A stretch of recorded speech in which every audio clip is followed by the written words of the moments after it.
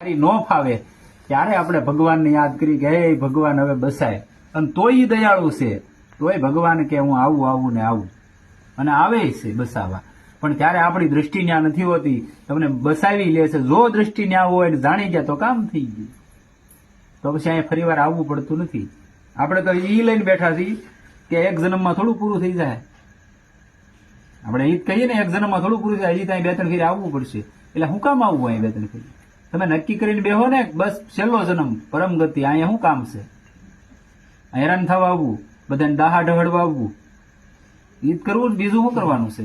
કાંઈ ને કાંઈ જવાબદારી તમારી માથે આવી જાય, સ્ત્રી હોય પુરુષ હોય કોઈ પણ નહીં, જવાબદારી તો છે જ તે.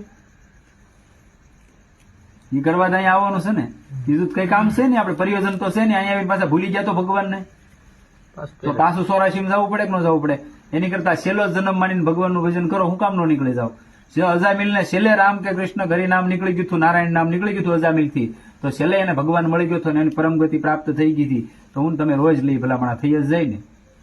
અને તમે તો ભાગ્યશાળી જીવ કે બધા બેહી કે રોજ અડધી કલાક હરિનામ કીર્તન થાય. તમે પ્રેમથી લ્યો તોય ભલે, પરણે લ્યો તોય ભલે, લેવું તો પડે. ઈ બાને ના તો કહેવાય. હા, ઈ બાને હાલે તો છે.